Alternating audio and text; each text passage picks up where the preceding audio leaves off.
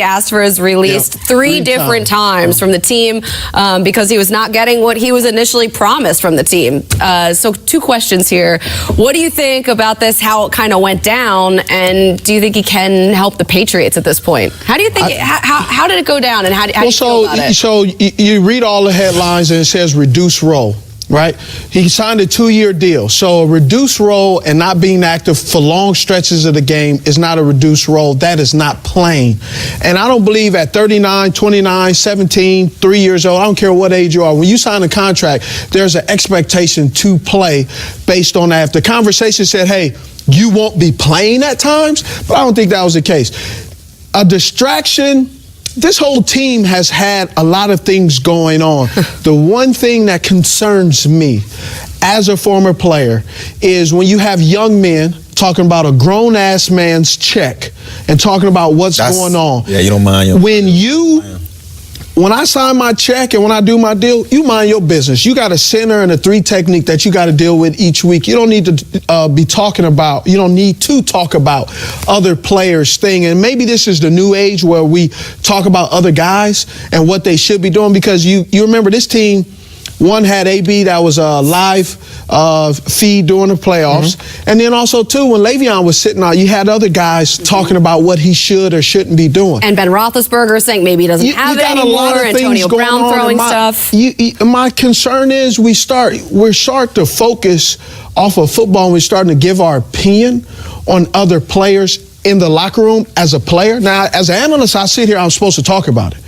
But you don't talk about, when I was locker mates with Suggs, I'm not talking about Suggs' contract or how he should do things. He's not talking about mine. We're talking about how we could get better and what we need to do. You're talking about the Steelers players commenting on this now? Yes. But he was a distraction for them this entire season. Everybody's a distraction. That makes no sense. This guy... Go back in that history of that locker room this year.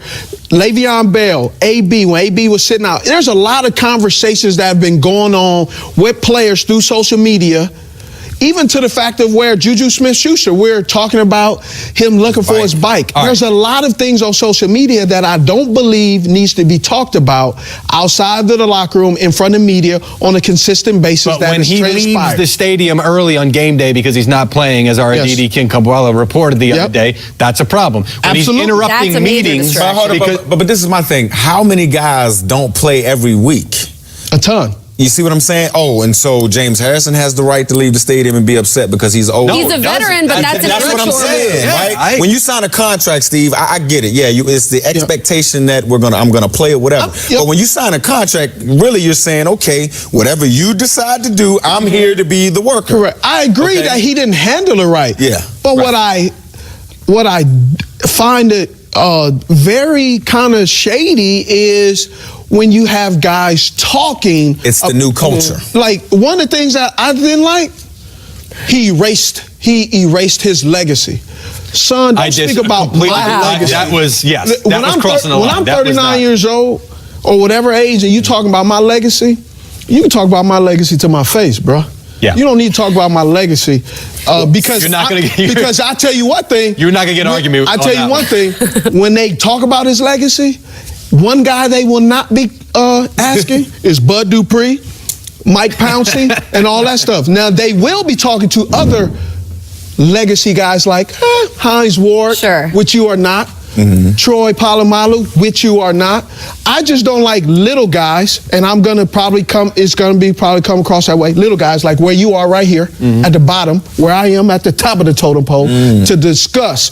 Don't talk about what the people in first class are doing when that curtain is drawn when you and coach. Stay in your seat, 25A.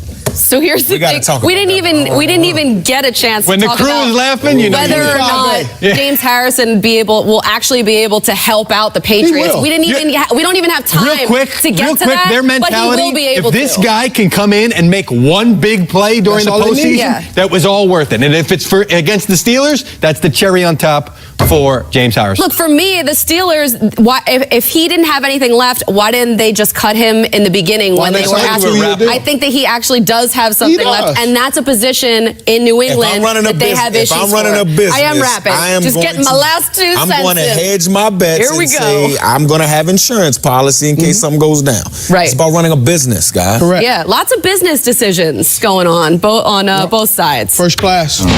First class. Upgrade them. They say Without the numbers. There's no